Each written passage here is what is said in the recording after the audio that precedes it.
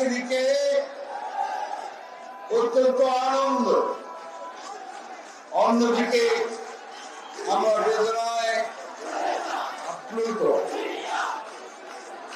বেদনায় জন্যে যে আমরা দীর্ঘ 16 বছর এই ফাঁসির বিরুদ্ধে সংগ্রাম করে লড়াই করতে গিয়ে আমাদের বহু ভাই হারিয়েছি, আমাদের বহু ভাই শহীদ হয়েছে,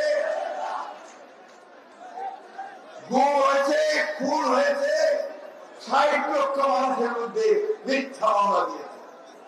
আমাদের প্রাণপ্রিয় নেত্রী, এই দেশের গণতন্ত্রের আপসহীন নেত্রী, দেশের নেত্রী বেগম খালেদা জিয়াকে অন্যায়ভাবে সাজা দিয়ে কারাগারে 6 বছর অপেক্ষা করে রাখা হয়েছিল।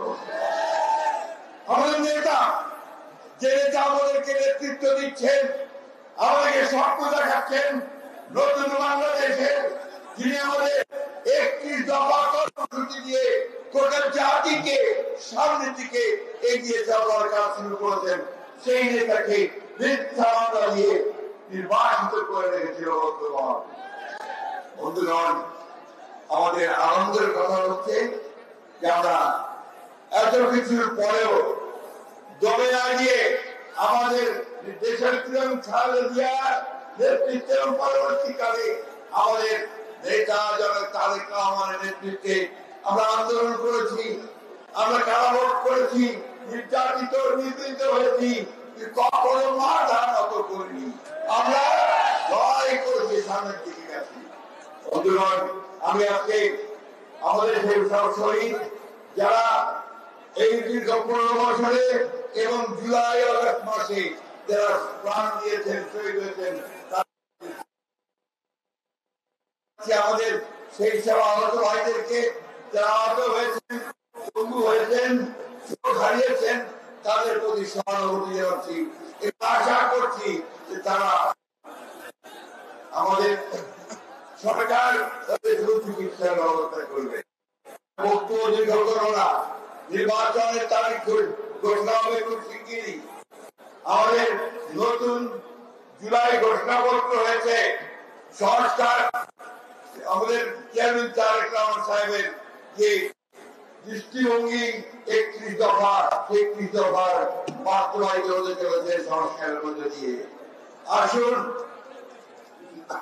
আজকে আমরা সেই শপথ গ্রহণ করি যে আমরা বাংলাদেশকে সত্যিকার অর্থে একটা সুখী সমৃদ্ধ বাংলাদেশ গড়ে তুলব।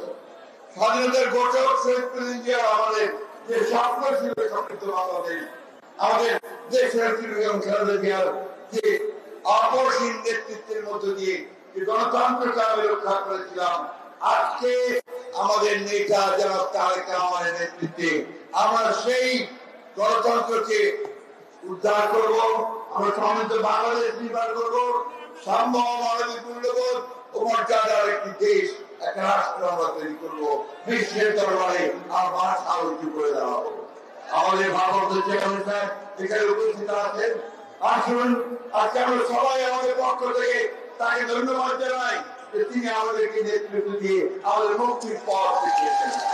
আমি ধন্যবাদ জানাবো দেশের সমস্ত মানুষকে, রাজনৈতিক দলগুলোকে, ছাত্রদেরকে এবং নয় আমি দেশপ্রেমিক সেনাবাহিনীকে আমি আন্তরিক কৃতজ্ঞতা জানাতে চাই। তাদের সহযোগিতায় আমরা এই অর্জন বিজয় অর্জন করতে পেরেছি।